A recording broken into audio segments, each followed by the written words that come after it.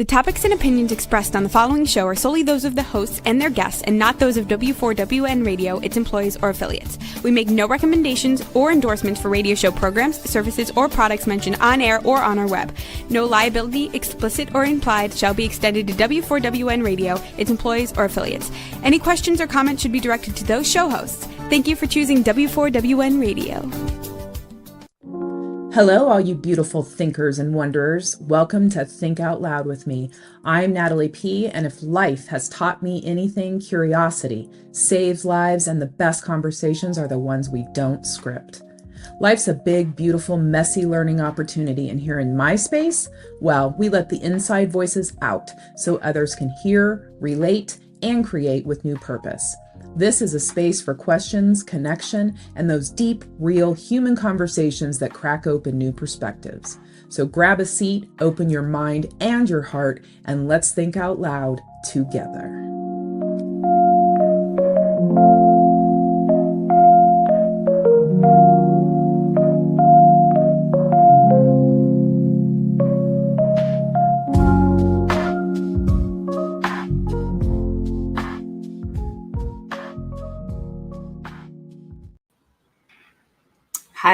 Hello. Good morning. It is indeed morning here in Loveland, Colorado, where I am, and really glad to be sitting in this room. Yes, it's digital.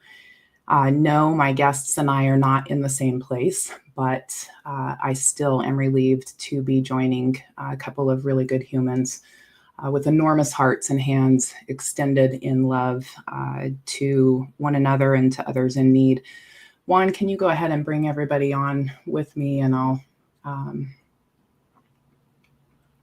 Good morning. Good morning. We had a third who is trying, Susie Schaefer, to join us, and I hope that it works out for her too. Welcome to Think Out Loud with me. I am, yes, glad to be here with the two of you and with folks listening in. Our country is waking up to headlines and stirrings of extraordinarily heavy happenings, and emotions are swirling. And there are many of us feeling overwhelmed. I won't deny feeling disturbed and dismayed myself this morning. And I don't want to sugarcoat the reality of the happenings in Utah and Colorado, amongst other topics, the anniversary of 9/11 devastation. Things are heavy on my heart. And there's not a single circumstance I can get behind in which taking another's life out of hatred or disagreement makes sense. Mm-hmm. It doesn't feel easy being human right at this very second for many of us. Mm-hmm. So thank you. Thank you for joining me today to think out loud together, even when, and especially when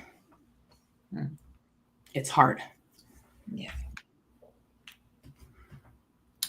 And heavy. I want to welcome Sharon Cassidy and Dr. Ariana Platten to two of my guests today. This is a special group of women who are playing different roles around my Healing Curious Humans movement that has started, that we have underway. Our original plan today was to dive into what it means to be curious about self-transformation, why we do this work in community,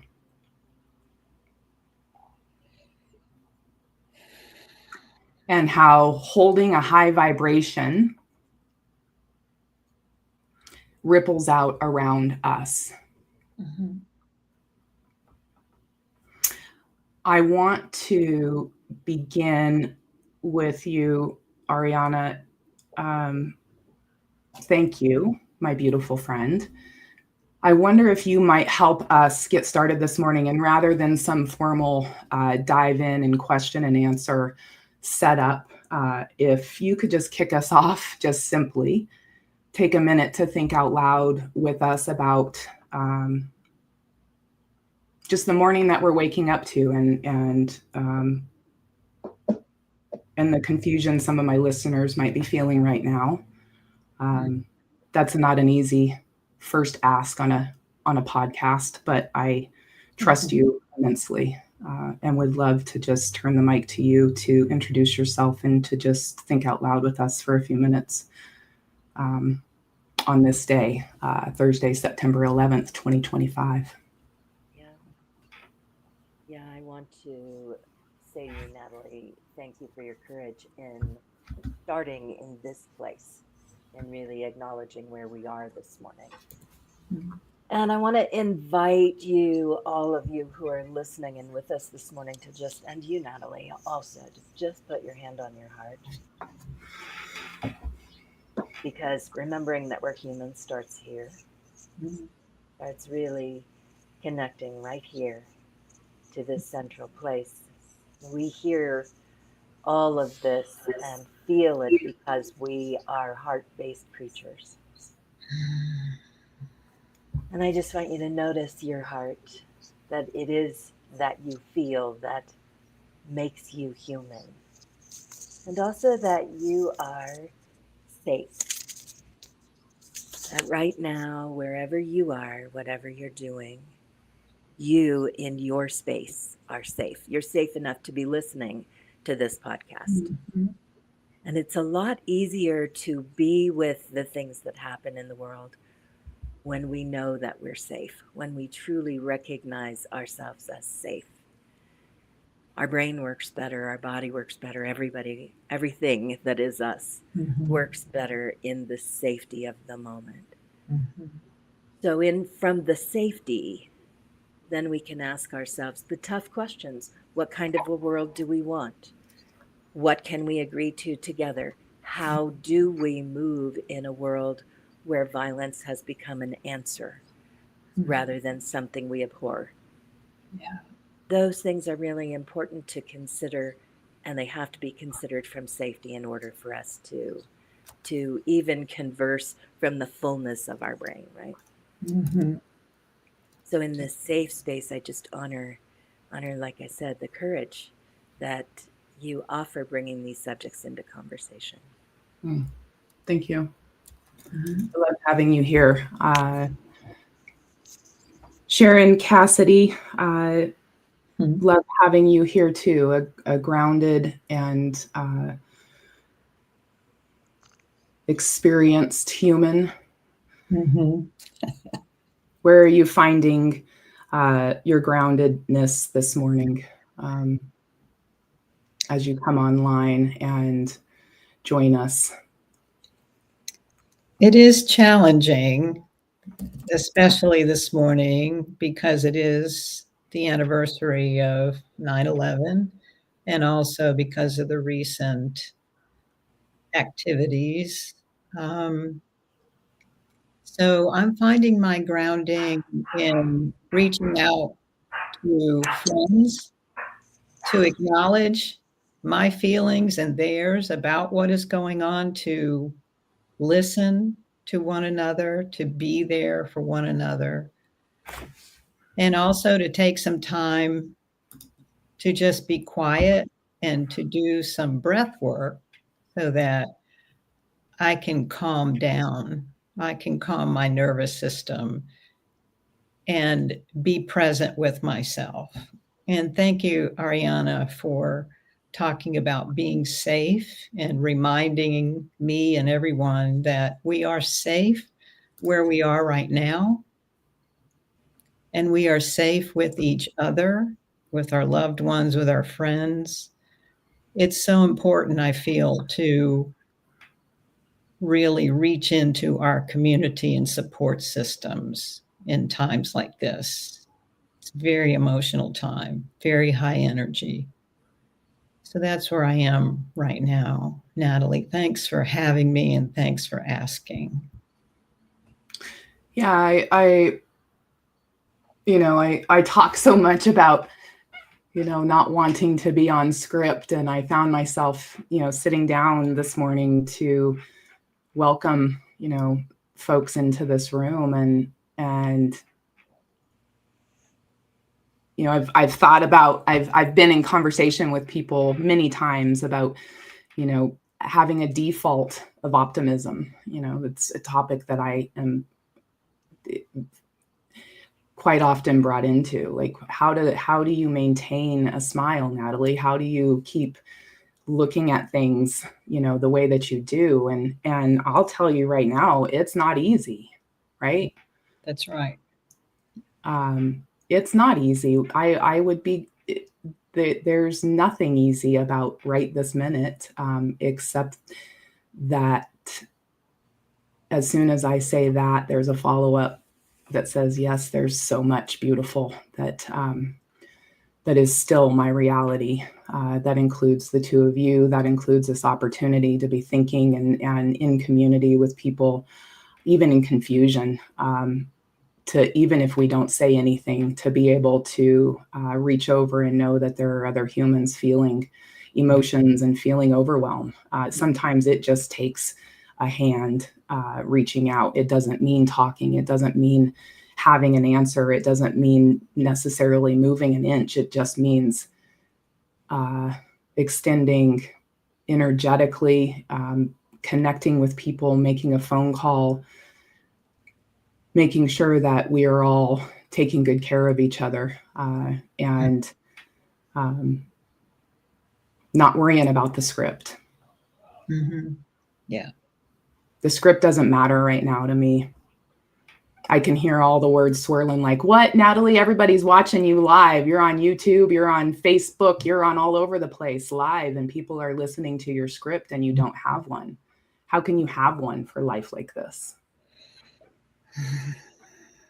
I don't think you can, Natalie. Mm-mm. You can't. No. I don't think Yeah. you can script this moment. No. I think what is probably the most palpable about this moment is the humanness, is the actual awareness. Thank you that we do care, that we have not become so jaded to these types of events, that you, as the host this morning, have not become so jaded to these types of events that you aren't just completely thrown off the script. Mm-hmm. Because really the danger is that we become apathetic, uninvolved, tune it out, don't feel the impact that our world is sometimes tragic and difficult to process and painful. And we wouldn't appreciate all those beautiful things you're talking about if we lose our connection, our deep connection to what it truly is to be human. And this part of it is part of that. Mm-hmm. Yeah. When you find yourself overwhelmed with any amount of news, do you have a way that is your default? Do you have a first step you take when you find yourself in any sort of, I call it my own kind of spin cycle? I find myself in a spin cycle, right? Where it's either my mind is racing, my body might be racing along with it. I've got things, I call it effervescence, bubbling within me, and it's not necessarily a right, wrong. It's just energy moving through the body. Do you have just some guiding thoughts around first steps for folks that are listening? Sherry talked about breath work. You talk about community. Can you just like package up maybe some first steps of dealing with degrees of overwhelm that might spike on days like this? Yeah. Mhm. Yeah. We'll start with you, Ariana. For sure, being able to breathe into the moment is an important thing. For me, exactly what I used this morning is always my first step. Am I safe? Mhm. Right now, in this moment, am I safe? Because what I understand about the brain and about the way our physiology works is that when we are unsafe, when we know we're unsafe or we believe we're unsafe, the oxygenated blood that our brain needs to process goes to our extremities so that we can fight or run. Mhm. And we don't think clearly. So establishing safety and recognizing that I am in safe space and I have some control of my immediate environment right this minute allows me to keep the fullness of my cognizance so that I Mm-hmm. can think through, feel into, and keep the emotional body and the mental body connected. And those two things are really important. And then I can go to the physical body and breathe into it and speak that in that inner voice, calming words to myself. I Mhm. am safe right now. I Yeah. can take the time to get out a journal and write down. Sometimes I just need to unload what is running in my head when I'm on overwhelm. Sometimes I just need to write it down. It looks different and feels different outside of my body. And it relieves pressure when I can take it out. I know the thought is captured. I don't need to rethink it, rethink it, rethink it, rethink it. I can put it down and I can move to the next thought. Oh, I'm feeling really sad today. This feels tragic. This feels horrifying. Mhm. I wonder what can happen in our world to reduce this. Mm-hmm. To how do I respond to the people? Who do I know who is going to be closely impacted, who might need a phone call? It kind of sets me in a sequence of logic that gives the emotional body a place to process, Mm-hmm. a, a direction and a movement, because overwhelm for me is running in circles around and around and around in my brain. Mhm. And sometimes it's the combination of running in circles in my brain and feeling like I'm stuck in my heart. Like what is there is so stuck, I can't catch my breath because Right. that heart space is right there, right? Mhm. So all of those things together help me to get some motion happening around my heart to process to the next feeling and to hold myself in a very aware and human sense of safety for the moment Mhm. so that I can proceed. Mm-hmm. Mm-hmm. I have sort of flipped that for myself because when I'm going to say jacked up emotionally, then my mind is just on a hamster wheel. I have to move. I have to move and breathe. So I take a walk, a vigorous walk, usually up a hill. So I have to breathe hard. And once I start breathing, as you say, Ariana, I can start taking more oxygen, literally just taking more oxygen into my body and suffusing my cells with that. And I also um, am taking very deep breaths and then controlling my breath. And it helps me to get into that parasympathetic nervous system so that I can calm down enough to then allow my feelings to arise without overwhelming me. So I take a more physical first step is for me very physical. And that brings me back to a more to be present with myself and be able to deal with what I'm feeling. Yeah. How do you both there's this notion that, we need to pull ourselves together and do things like the big girls that we are. We know, but I don't know that everybody realizes this, how critical community is in times like this. Yes.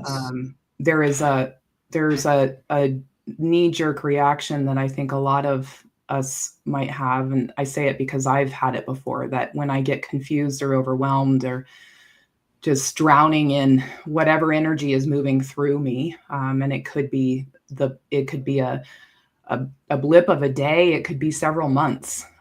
But if there is dismay of different sorts, I find I can have a tendency not to reach out. I have a tendency to say, you know what, I'm going to fix this before I go any further. It's all of my age old perfectionism, people pleasing, everything that bubbles up in times like these, where it's like, nope, don't let them see you sweat. This is, and the unwinding of that, for me, and to be able to come into a room like this with community is something that I'm active about. So my own first steps when I start feeling overwhelmed and, and energy moving is like, okay, who are my people that know me best and that see me?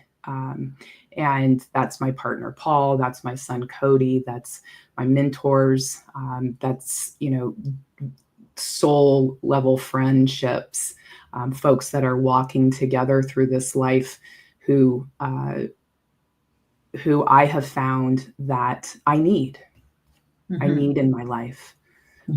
I desire them in my life. Connection.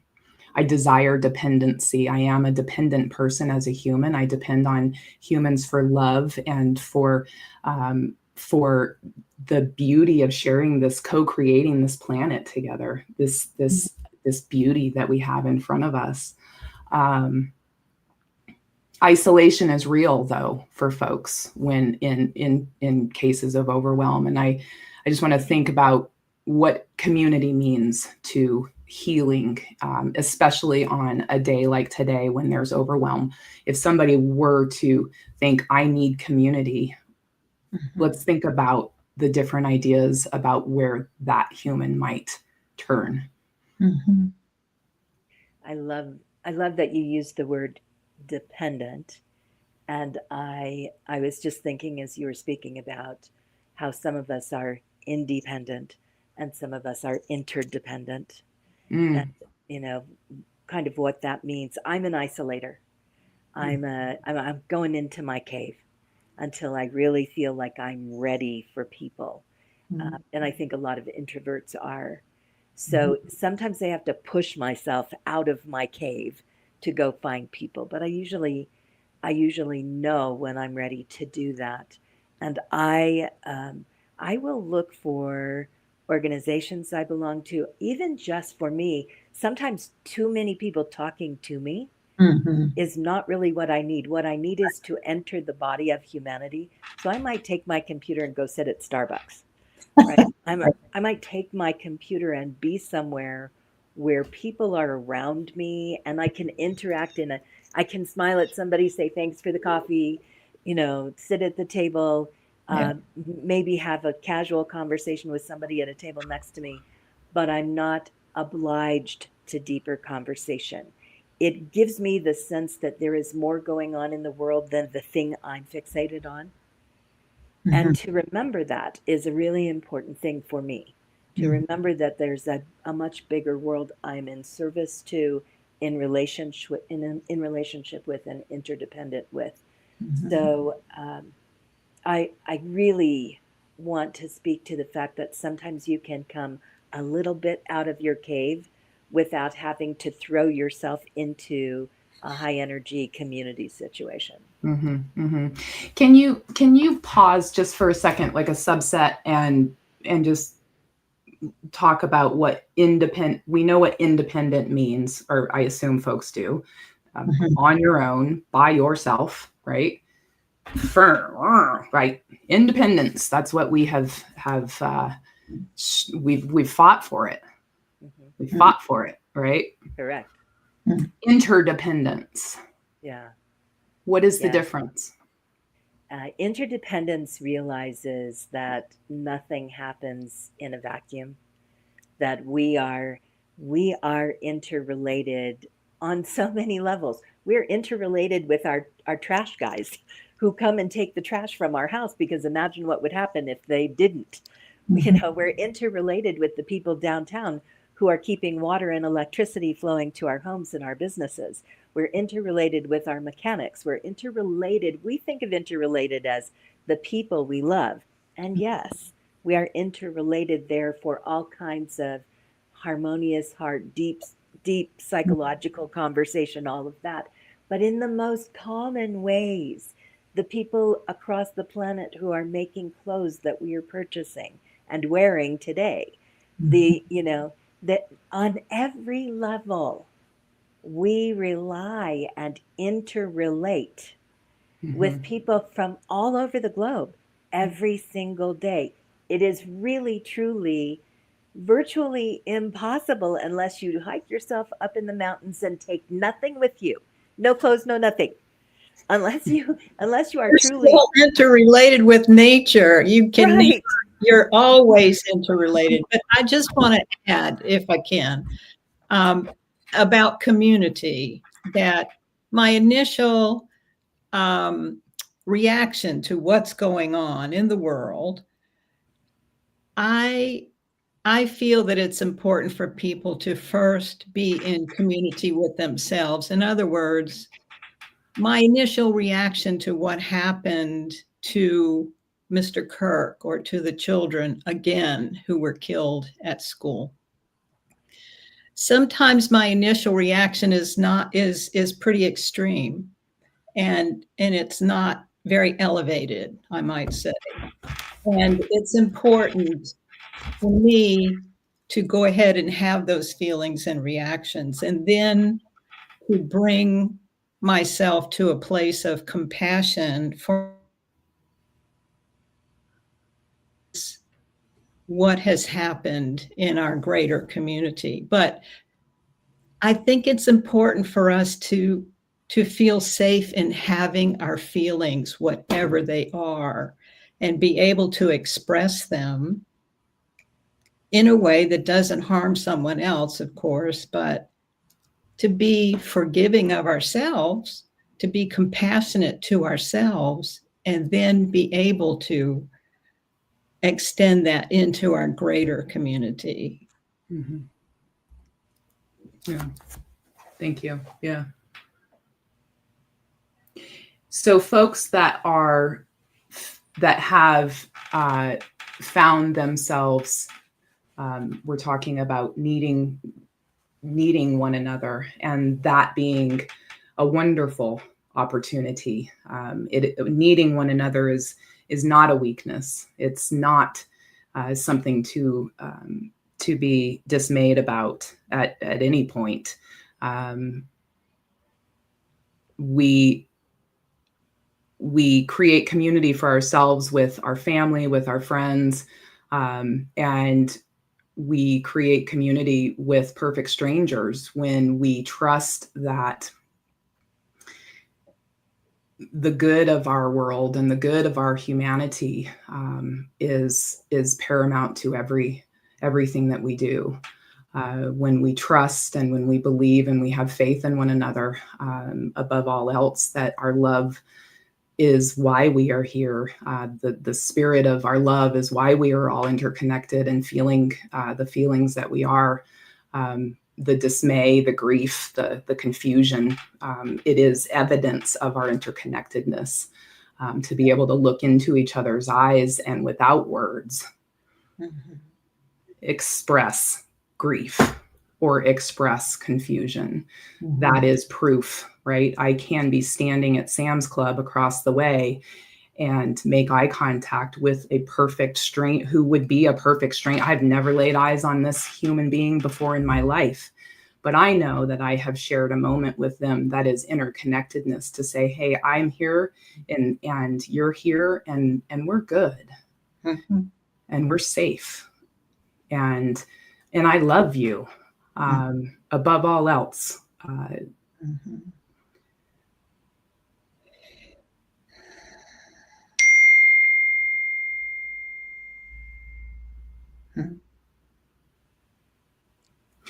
when we're inviting people into community,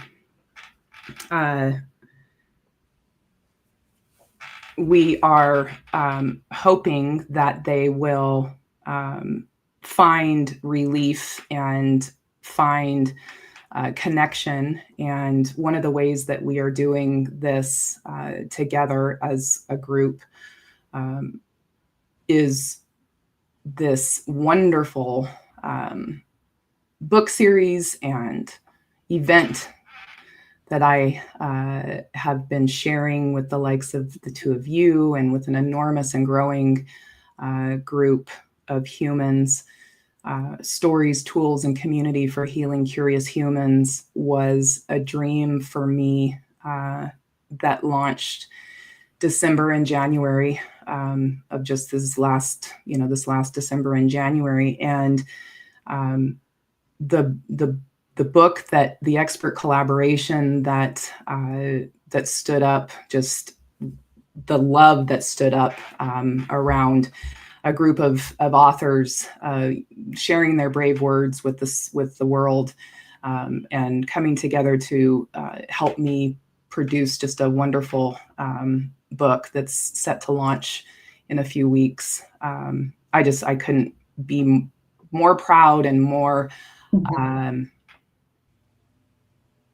There's not a lot of words to describe how I've been feeling over the last week with the final copy of this book, and this morning, the final book cover, and just all of it, the reality of it. Whoever could have known back in January that I would need my community more than ever, the community that I've been working to build, that you two stepped in just immediately into, and just shout out to everyone else. I'm not sure, there's no way of telling where I would be today if it weren't for the community I were building. But I can tell you that I am extremely grateful to have the two of you in it. And recognize that you've come on a morning where your own emotions and your own thoughts are swirling. To come into this community means that it's important to you as well. And I just want to honor that and say thank you. To celebrate the book, we have created a community gathering that's happening just a couple of weeks from now here in Loveland. It's a day and a half solid of opportunity for folks to join myself and Leah Johnson and Jules Gillen, and just a cast of fantastic leaders and speakers and teachers and guides and beautiful human beings who are coming with open hands to support and love and help bring people who may be feeling isolated, who may be feeling confused, who may be unsure of what any of this self-transformation or being human or being in my body or feeling my feels or any of this. This gathering that we've created is meant to open up a portal for folks to walk through and say, yes, I am curious about what it means to be me in this world, to be safe in this world, to be in community with other people who are trying to live their best lives. And to keep showing up, creating community like this. I'd love to just hush for a minute because I feel like I'm rambling. This is the most unscripted I've ever felt in 70 plus episodes. I'm not going to lie. I'm marveling at the community that I need right now. And spreading the invitation as wide as I possibly can. Mm-hmm. arms wide, heart open, Mm-hmm. wide, to welcome people into this community. The opportunities to connect. Sure, it's an agenda, it's an event timeline, and it pencils out, with times according to, and everybody needs the overall gathering that we have decided to create together has a tone of openness that will carry forward.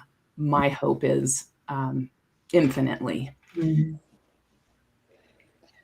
I think one of the biggest gifts you have created for us to share is our vulnerability in telling our stories, a part of our stories. Our story is medicine, and to offer that to anyone who needs it is such a tremendous gift, Natalie.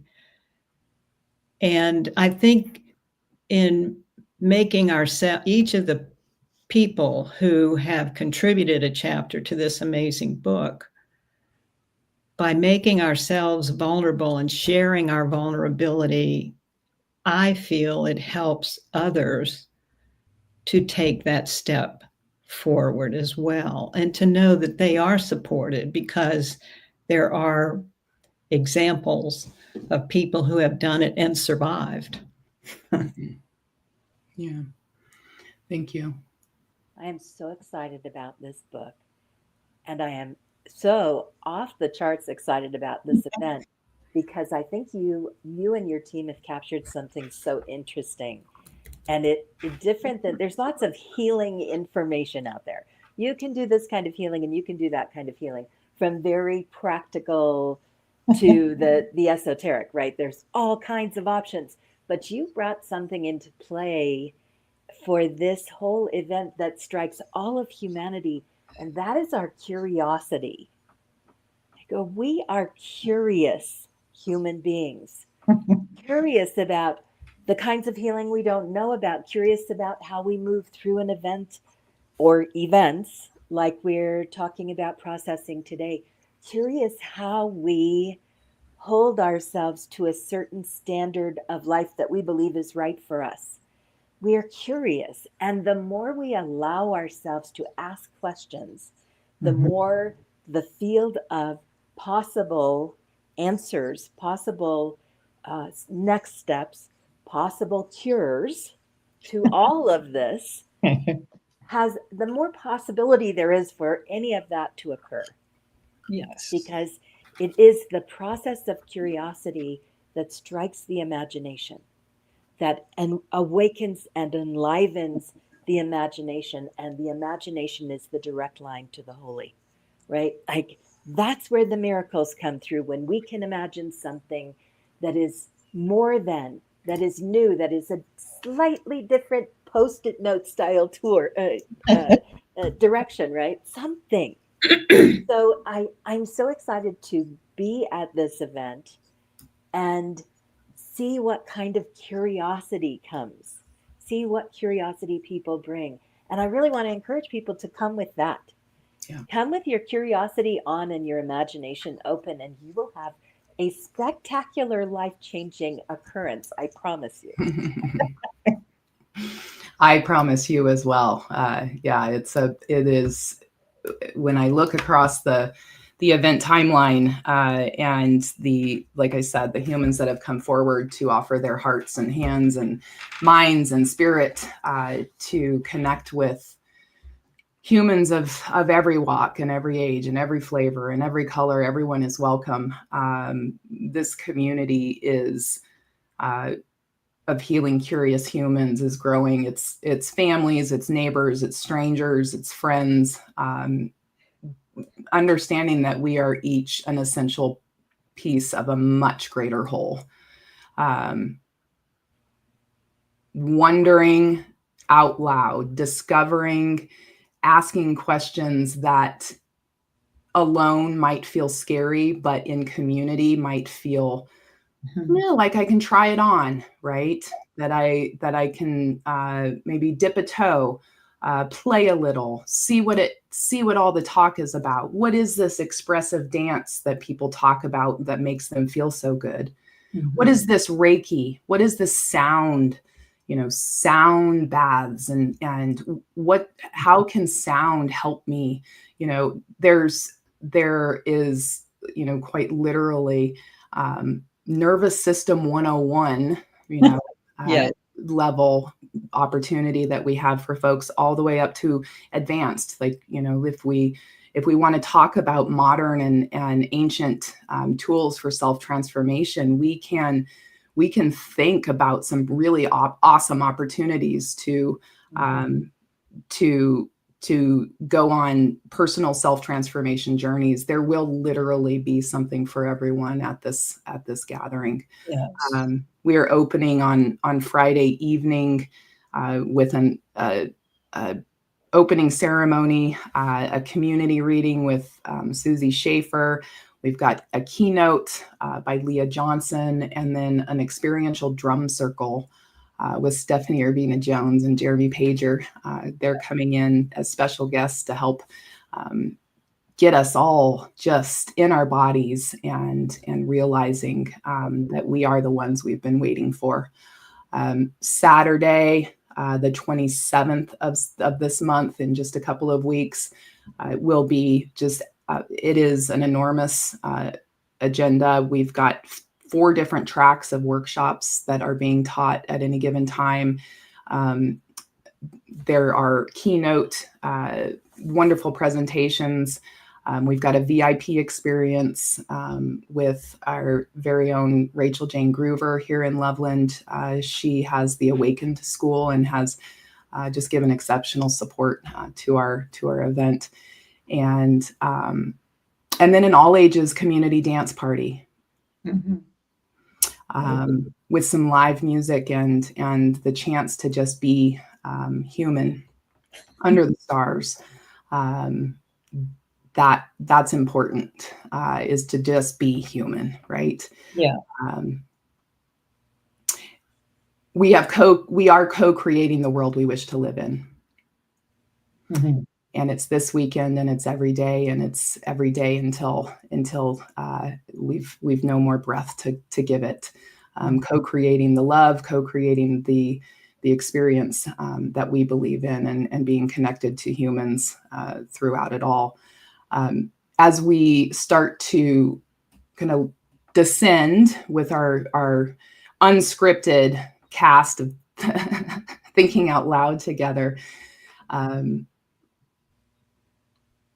let's start to think about some closing thoughts as folks are thinking about, the days ahead and what they can be doing to be curious about the things that are going through their bodies, how they can be in community. Just want to give a chance to give some last thoughts around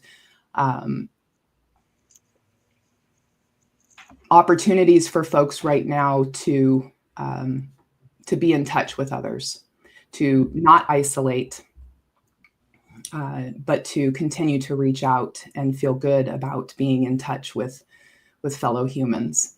Mm-hmm. Ariana, do you have any kind of closing thoughts that you'd like to leave us with as we start to land this little unscripted plane that I've flown in circles for the last 50 minutes? Yeah, we didn't say much about what we do, and I work. I would love for you to. Field. Well, what I want to say is just this: I've spent 35 years of my life in the spiritual world and had many, many opportunities to walk the path off the planet with people who were leaving because of 1,000 different reasons. I've had lots of opportunity to be next to the dying and to work with people and to ask questions and to hear observations. And what I know is they always worry about the ones that are left behind will keep living. Like, make sure the people I love keep living. And I want to say that to us right now, because we can get so I don't want to say preoccupied, but focused on who has been lost on a day like today, that we forget that we are still alive. And I want to bring us back to that, because from the point of life here, without any supposition about where they went or what happened, from the point of life here, we have opportunities in this world to make it a better place. And when things go terribly bad, the whole of us are called into the opposite of that, to bring forward something that is life promising today. So your life promising moment can be that you talk to the clerk at the grocery store. It can be saying hello to someone you pass, or there's a little bench, a bus bench, and there's this lovely old man that sits on the bus bench, and I drive by it every day, and he's come to recognize my car, and we wave at each other every day. I have never spoken with the man. I have no idea who he is, but he's on the bus bench at the time I'm going to the office. Yeah. And we wave at each other every day, and it makes me smile because there's just a human connection, and I believe that it makes him smile as well. Maybe he waves at everybody. I don't know, but in that moment I always feel like, "Oh, you're waving at me again. What a nice thing." These little things, little ways that we connect, like you said, glancing across at the Costco aisle, right? These little ways that we smile, that we connect, that we put a hand on a shoulder, that we check in with one another. These are the things that save us. These are the healing wholeness moments that we need to move forward on days like today. So even if you're not able to talk, because isolating means moving into the space of your heart today, your wave, your glance, your hand on the shoulder, all of that really makes a difference for people, and I really encourage you to take your heart into that space as you move forward. Thank you. Sherry, you've got about a minute and a half for some last thoughts. I just want to say that it's almost a year anniversary for Helene here in the mountains. And the thing that was so beautiful about that terrible catastrophe is that people showed up for one another. It didn't matter if you went to church or not, or who you supported politically or anything. Nothing mattered except to help each other and be there for each other. And I love what you said, Ariana, because I feel that every day if I go and do an errand. And sometimes I just go do an errand, even if it's not convenient, because I want that connection with people. I want to go to the grocery store. I want to make eye contact with people. I want to say hi. I want to smile. And I know it makes a difference. So the little things do make a difference. But basically, people are so good, and they are from their hearts. When you need them, they are there. They are. Yeah. They are. Yeah. We are.